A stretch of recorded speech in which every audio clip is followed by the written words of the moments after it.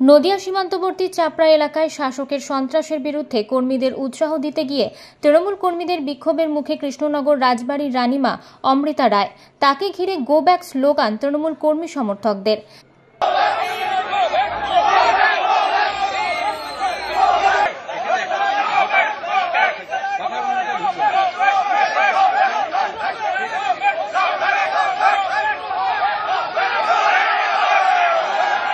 চাপড়া থানার দইয়ের বাজার সমবায় সমিতি নির্বাচনে শাসক দলের সন্ত্রাসকে কেন্দ্র করে চাপড়া দইয়ের বাজার রাজ্য সড়ক অবরোধ কর্মসূচির খবর পেয়ে ঘটনাস্থলে চাপড়া পুলিশ আসে।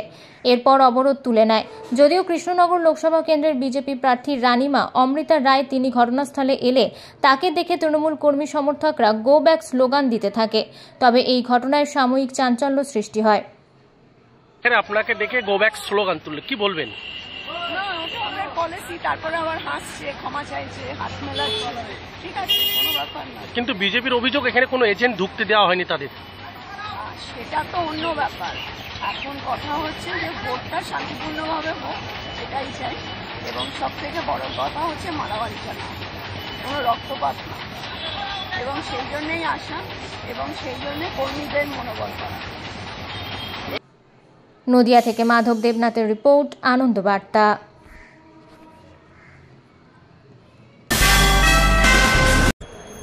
রাজ্য জুড়ে স্বেচ্ছায় রক্তদান আন্দোলন আরও সবল ও গতিশীল করার লক্ষ্যে বীরভূম জেলার বোলপুর জেলা পরিষদ ভবনে West Bengal volunteer blood donor সোসাইটির রাজ্য সম্মেলন অনুষ্ঠিত হয়। এই অনুষ্ঠানে উপস্থিত ছিলেন বীরভূম জেলা পরিষদের সভাধিপতি কাজল শেখ, নানুরের বিধায়ক বিধানচন্দ্র মাঝি, স্বাস্থ্য আধিকারিক হিমাদ্রি আরি, চিকিৎসক অসিত অধিকারী, ডক্টর অরুণোদয় মণ্ডল সহ বিশিষ্ট ব্যক্তিবর্গ। আমি বীরভূম জেলার সভাধিপতি হওয়ার আগে কিন্তু একজন সমাজসেবী হিসাবে নিজেকে মনে করি।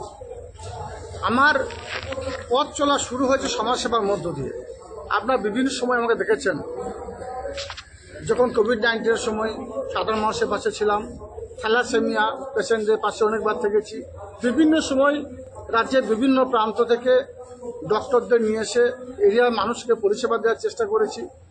স্বভাবতই এই যে ব্লাড, যখন গ্রীষ্মের সময় ব্লাডে ঘাটতি দেখা দেয়, রক্তের ঘাটতি দেখা দেয়, তখন এরিয়ার ইয়াং জেনারেশনকে উদ্বুদ্ধ করে তাদের দেহ থেকে রক্ত নিতে হয় এবং সেই রক্তের বিনিময়ে অন্যদের প্রাণ বাঁচায়। এটা আমি উপলব্ধি করতে পেরেছি। আমার দুই ভাইয়ের মতো, এক নুরুল এবং আর এক ইলেমবাজারের শিক্ষক, যিনি পাপুরি হাই মাদ্রাসায় শিক্ষকতা করেন, খালেক মাস্টার, দুজন আমাকে উদ্বুদ্ধ করেছে এবং তাদের দেখানো পথেই আমি রক্ত আন্দোলনের সঙ্গে যুক্ত হয়েছি এবং আমি দেখেছি এই রক্ত আন্দোলনের সঙ্গে যুক্ত হয়ে কতটা তৃপ্তি পাওয়া যায়। আমার মনে হয় সমাজে সমাজসেবামূলক যে কাজগুলো আছে, এই রক্তদান আন্দোলনের সঙ্গে যুক্ত হওয়া, এর থেকে বড় কাজ আর কিছু আছে বলে আমার মনে হয় না। বীরভূম থেকে কাজী আমিরুল ইসলামের রিপোর্ট, আনন্দ বার্তা। দুদিনের বৃষ্টিতে পূর্ব বর্ধমান জেলার শহর বর্ধমানের বেশ কিছু ওয়ার্ড জলমগ্ন হয়েছে। ওই সব এলাকার মানুষের নিরাপদ স্থানে সরিয়ে নিয়ে যাওয়া হয়েছে। 10 নম্বর ওয়ার্ডের ক্ষতিগ্রস্ত মানুষ আশ্রয় নিয়েছে বর্ধমান বিদ্যার্থী ভবন হাই স্কুলে। এদিন ওই বিদ্যালয় পরিদর্শনে যান বর্ধমান দক্ষিণ বিধানসভার বিধায়ক খোকন দাস। তিনি জানান, আশ্রয়কারীদের খাবারের ব্যবস্থা করা হয়েছে। এছাড়াও 19 নম্বর ওয়ার্ডের বিভিন্ন এলাকায় জল ঢুকেছে। আমাদের সারা বর্ধমান শহরের কিছু কিছু জায়গায় এই বর্ষায় বাঁকার জল ঢুকেছে। সেই জল ঢোকাতে বিভিন্ন ওয়ার্ডে আমি ঘুরছি এবং আমাদের 10 নম্বর ওয়ার্ডের কিছু মানুষ বিদ্যার্থী স্কুলে রয়েছে। সেই বিদ্যার্থী স্কুলে এদের খাবার টাবার ব্যবস্থা করেছে আমাদের কাউন্সিলর। সেইটা আমি দেখার জন্য আসলাম। আর আমাদের রাজ্য থেকে আমাদের অর্ডার আছে, যেখানে যার ঘরবাড়ি পড়েছে, কি ভেঙে টেঙে গেছে আর কোথায় কোথায় জল ঢুকেছে, সেই ব্যাপারগুলো আমরা সব জায়গায় জেনে আমরা লিস্ট বলছি। কোন ওয়ার্ড, 35টা ওয়ার্ডের মধ্যে কোন ওয়ার্ড সব থেকে বেশি ক্ষতিগ্রস্ত? সব থেকে বেশি হয়েছে শাহাবুদ্দিনের ওয়ার্ড। 19 নম্বর ওয়ার্ডে বেশি জল ঢুকেছে, কিন্তু পাশে সবই দালান বাড়ি, বাড়ি পড়ার কোনো ব্যাপার নাই, সব দালান বাড়ি, একদম বাকাল লাগোয়া। তাছাড়াই আমাদের 10 নম্বর ওয়ার্ডে বেশি ক্ষতি হয়েছে, সাহেবের ওয়ার্ডে হয়েছে, তাদের কি পার্শ্ববর্তী ঢুকেছে, আমাদেরও রক্তলা ঢুকেছে, কাঞ্চনগর না রক্তলায় ঢুকেছে, সে বাকার গা দিয়ে অল্প অল্প। পার্শ্ববর্তী সব এই স্কুলেই রাখা হচ্ছে তাদের? হ্যাঁ, যারা যেখানে একটু অসুবিধা সবাইকে বলে দেওয়া হয়েছে স্কুলে রাখার জন্য।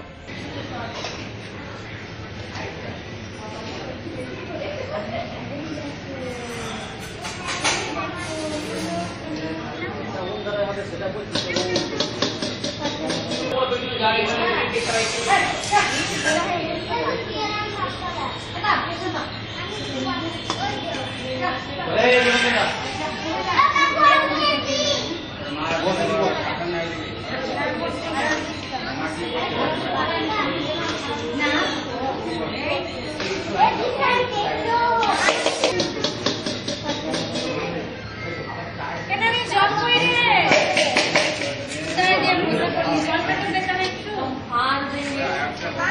বাচ্চা কাচ্চা পুরো ফ্যামিলি নিয়ে আছেন এখানে? ফ্যামিলি আছে। বাচ্চাদের খাবার দাবার, বাচ্চাদের কোনো তাদের অসুবিধা? দুধ ফোন তো দিয়ে দেওয়া হয়েছে, যারা কচি বাচ্চা নিয়ে আছে তাদের দুধও দিয়ে দেওয়া হয়েছে। বিধায়কের তরফ থেকে? হ্যাঁ, কোনো অসুবিধা হয়নি, বিধায়ককে সবসময় পাশে পাচ্ছেন? সব সময়। কি বলবেন বিধায়কে? ভালো বলবো। আসলেন, কি কথা হলো, বিধায়ক কি বলে গেলেন? বিধায়ক আশ্বাস দিয়ে গেলেন যে আমাদের বিপদে আপদে সবসময় পাশে দাঁড়াবেন, দাঁড়াচ্ছেনও, সবসময়তে থাকেনও। আমাদের 10 নম্বর ওয়ার্ডের কাউন্সিলর চন্দ্রা দাস মহাশয়, উনিও থাকেন সবসময়, রাত দিন সবসময় এই বন্যা দুর্গতদের পাশে সবসময় রান্না বান্না, খাওয়া দাওয়া, থাকা দাওয়া সমস্ত দায়িত্ব উনি নিয়েছেন। বিধায়ক আশ্বাস দিয়ে গেলেন যে সমস্ত সুবিধা অসুবিধা ঘর বাড়ি করে যাওয়া। আপনাদের এখন কোথায় থাকার ব্যবস্থা করা আছে? আমাদের বিদ্যার্থী বয়েজ স্কুল 10 নম্বর ওয়ার্ড বিদ্যার্থী বয়েজ স্কুলে আমাদের থাকার ব্যবস্থা, খাওয়া দাওয়া সমস্ত কিছু আমাদের মাননীয় কাউন্সিলর করে দিয়েছেন। আপনাদের কি পুরোপুরি বাড়ির মধ্যে জল ঢুকে গেছে? হ্যাঁ, পুরোপুরি আমাদের ঘরের মধ্যে 2-3 ফুট করে জল ঢুকে গেছে। কোন জায়গাটা এটা? 10 নম্বর ওয়ার্ড 2 নম্বর ইসলামাবাদ দুর্গাতলার একদম বাঁকার ধারে নাকি? বাঁকা সংলগ্ন এলাকাগুলোতে কি বেশি হয়েছে? আপনার প্রায় এখানে কতজন পরিবার আছেন? এখানে প্রায় 17-18 জন ফ্যামিলি পরিবার আছে। কোনো রকম কোনো এখানে অসুবিধার সম্মুখীন হতে হচ্ছে? অসুবিধা হয়নি, সমস্ত কিছু স্বপনদা ব্যবস্থা করে দিয়েছেন। ঠিক আছে, তুমি দেখো। পূর্ব বর্ধমান থেকে তন্ময় ঘোষের রিপোর্ট, আনন্দ বার্তা।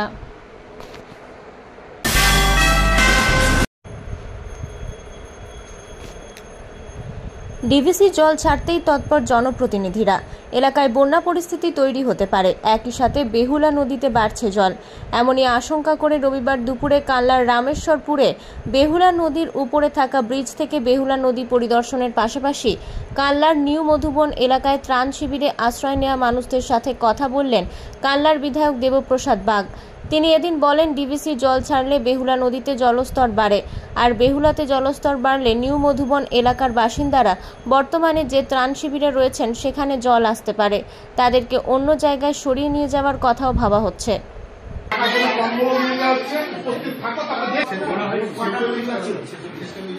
40টা পরিবার, তাহলে গোটা 40টা কম্বল দিলেই ভালো হয়। 40টা কম্বল যাই দিয়ে দিচ্ছি, আর গোটা 10 ত্রিপল দিচ্ছি। উপস্থিতি কোনো থেকে সামালটা দিন, ঠিক আছে? 5টা নাগাদ আমার বাড়িতে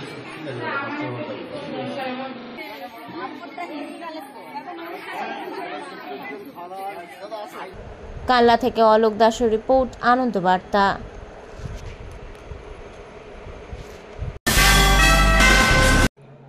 অবিশ্রান্ত বৃষ্টি অতিরিক্ত জলোচ্ছ্বাসে ভেঙেছে লাভপুর বিধানসভায় ঠিবা পঞ্চায়েতের ঠিবা গ্রামে কুয়ো নদীর বাঁধ।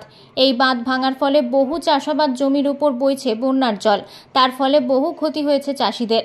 এছাড়াও বাড়িঘর ডুবে আছে অনেকে অসহায় পরিবার পরিজনেরা।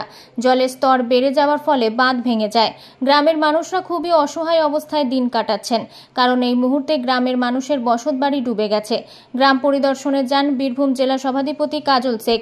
তিনি জলমগ্ন অবস্থায় নিজে সশরীরে গিয়ে গ্রামের পরিস্থিতি খতিয়ে দেখেন এবং তাদের পাশে থাকার আশ্বাস দেন। এছাড়াও সব রকম সহযোগিতার হাত বাড়িয়ে দেন।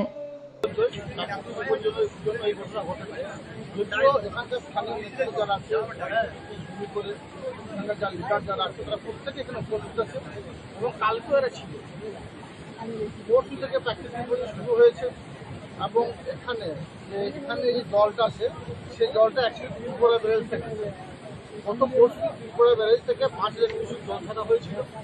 তারপরে সেটা কমিয়ে আনা হয়েছে 3882 কিউসেক জল এখন সকাল 6টা রিপোর্ট অনুযায়ী চলছে। তৎসত্ত্বেও এখানে যে বাঁধটা ভেঙেছে, বাঁধটার মধ্যে নিশ্চয়ই কিছু কমজোরি ছিল, বা বাঁধে ইঁদুর বা অন্য কিছু প্রজাতির একটা ছিদ্র তৈরি করেছে, যার জন্য এই প্লাবন সৃষ্টি হয়েছে। এর ফলে 10খানা কমসে কম গ্রাম জলের তলায় চলে গেছে। সব থেকে বেশি ক্ষতিগ্রস্ত এরিয়ার চাষিরা হয়েছে। আমরা বীরভূম জেলা প্রশাসনিক স্তর থেকে শুরু করে আমাদের বিডিও সাহেব সকাল থেকে এসে উপস্থিত হয়ে আছেন। তো এখানে যারা যে মাটির বাড়ি যাদের আছে, তারা যারা বেশি ক্ষতিগ্রস্ত, সেসব মানুষগুলোকে নিয়ে ত্রাণ শিবির নিয়ে যাওয়ার চেষ্টা করা হচ্ছে এবং নিয়ে যাওয়া হবে এবং তাদের সেখানে খাওয়া দাওয়ার ব্যবস্থা করা হবে। তাছাড়া প্রশাসনিক স্তর থেকে সব রকম সহযোগিতার আশ্বস্ত করা হচ্ছে এবং সব রকমভাবে সহযোগিতা করা হবে।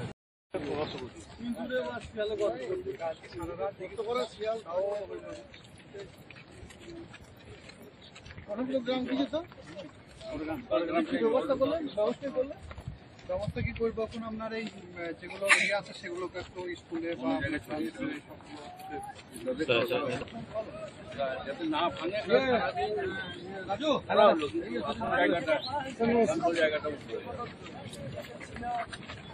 বীরভূম থেকে কাজী আমিরুল ইসলামের রিপোর্ট, আনন্দ বার্তা। এক টানা বর্ষণে জলে ভাসছে পূর্ব বর্ধমান জেলার মন্তেশ্বর বিধানসভার অন্তর্গত মেমারি 2 নম্বর ব্লকের বিস্তীর্ণ এলাকা। জলমগ্ন কৃষি জমি, ভেঙে পড়েছে একাধিক কাঁচা বাড়ি, আশ্রয়হীন হয়েছেন বহু মানুষ। এলাকা পরিদর্শন করলেন মন্তেশ্বর বিধানসভার বিধায়ক তথা মন্ত্রী সিদ্দিকুল্লাহ চৌধুরী। রবিবার সাতগেছিয়া 1 নম্বর, বিজুর 2 নম্বর এবং বড় পলাশন 2 নম্বর পঞ্চায়েতের জলমগ্ন এলাকাগুলি পরিদর্শন করেন তিনি। ক্ষয়ক্ষতি খতিয়ে দেখেন ও এলাকার সাধারণ মানুষের সঙ্গে কথা বলেন তিনি। মেমারি 2 ব্লকে খোরদে গিয়েছিলাম, তারপরে বড় পলাশন 2 কুড়ুবে গিয়েছিলাম। প্রচণ্ড জলমগ্ন অবস্থায় তারা আছে, তাদের মাঝখানে একটা ব্রিজ ভেঙে গেছে।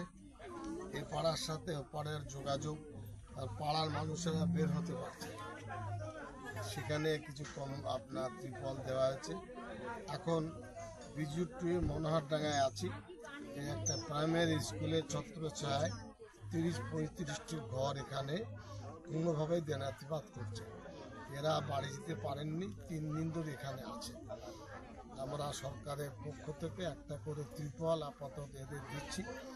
বিডিওর সাথে কথা বলে এদের যদি খাবার দাবার দেওয়া যায় সেই বিষয়ে আমরা ব্যবস্থা নেব।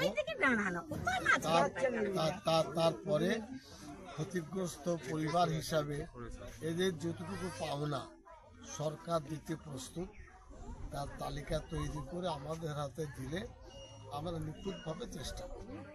এটা আমাদের দায়িত্ব। হাহুতাশের প্রয়োজন নেই, কারণ হচ্ছে বিধায়ককে কাছে পেয়ে ক্ষতিগ্রস্ত পরিবারগুলি তাদের অসুবিধার কথা জানিয়েছেন, পাশাপাশি সরকারি সাহায্যের আবেদন জানিয়েছেন। অন্যদিকে বিধায়ক তথা মন্ত্রী সিদ্দিকুল্লাহ চৌধুরী পরিস্থিতি সরজমিনে দেখে যথাযথ ব্যবস্থা নেওয়ার ব্যবস্থা গ্রহণ করবেন বলে আশ্বস্ত করেছেন। মাননীয় সিদ্দিকুল্লাহ চৌধুরী এসেছেন, তো আমাদের করুরি গ্রামে তো প্রচুর ক্ষয়ক্ষতি হয়েছে। এখানে স্যার এসছেন, কিছু মানুষকে তিরপল, কিছু মানুষের যার যা ক্ষতি হয়েছে উনি দেখে যাচ্ছেন।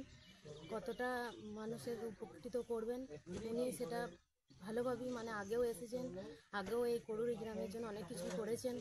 রাস্তাঘাট সমস্ত কিছু মানে উনি দেখাশোনা করেন। আজকে আপনাদের গ্রামে পরিদর্শনে কে এসছেন? মন্ত্রী এসছেন। হ্যাঁ, কি বললেন উনি? উনি বললেন ঘরের যাদের ক্ষতিগ্রস্ত হয়েছে সব দরখাস্ত করতে, কিছু ক্ষতিপূরণ পাওয়া যাবে। ত্রিপল দিল ব্লক সভাপতি পরিসাধন ঘোষ ত্রিপলের। এটা কোন গ্রাম? পরিদর্শনে কে এসছেন? হ্যাঁ, কি জন্য এসছেন? এটা কোন জায়গা? আপনাদের কি বাড়িঘর ডুবে গেছে? কদিন ধরে আছেন এই স্কুলে? মন্ত্রী দিয়ে আপনাকে কি দিলেন? আমাকে এই ত্রিপল দিলে। এটা কোন জায়গা? এইটা মনোহরডাঙ্গা।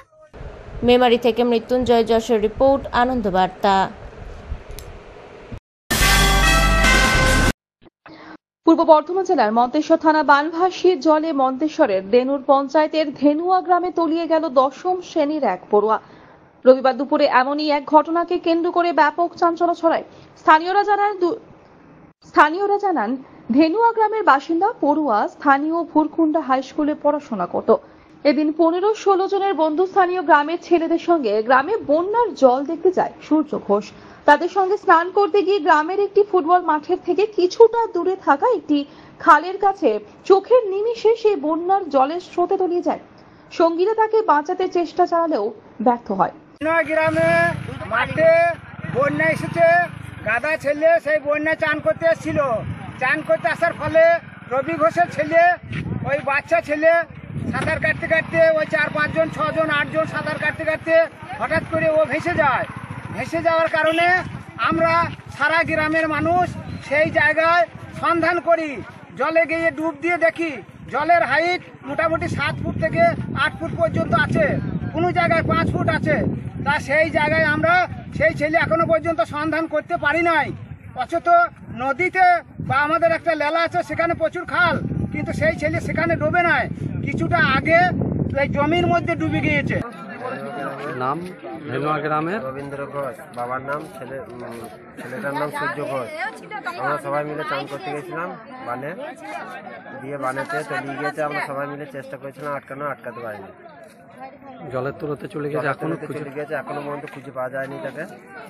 খবর পেয়ে ঘটনাস্থলে যায় মন্তেশ্বর থানার পুলিশ প্রশাসনের কর্তারা। নামানো হয় নৌকা, কানলা থেকে ডুবুরি আনা হচ্ছে বলে জানা গিয়েছে। এখনো পর্যন্ত খোঁজ মেলেনি স্কুল ছাত্র সূর্য ঘোষের। ধেনুয়া গ্রামে রবীন্দ্রনাথ ঘোষের ছেলে হচ্ছে সূর্যকান্ত ঘোষ, সেনার সঙ্গে 15-16টা ছেলে আজকে আমাদের এই বিলে স্নান করতে গিয়ে ওই ছেলেটা তলিয়ে যায় এবং এখনও পর্যন্ত তাকে খুঁজে পাওয়া যায়নি। কানলা থেকে আমাদের হচ্ছে ডুবুরি আসছে এবং মন্তেশ্বর থানা প্রশাসন থেকে এসছে, মন্তেশ্বর ব্লক প্রশাসন এসছে এবং ধেনু গ্রাম পঞ্চায়েতের উদ্যোগে বিভিন্ন নৌকা করে তাকে হচ্ছে খোঁজা হচ্ছে, কিন্তু এখনও পর্যন্ত তাকে খোঁজা যায়নি। কানলা থেকে আমাদের হচ্ছে ডুবুরি আসছে এবং হচ্ছে আমরা খোঁজার চেষ্টা করছি। মন্তেশ্বর থেকে মৃত্যুঞ্জয় যশের রিপোর্ট, আনন্দ বার্তা।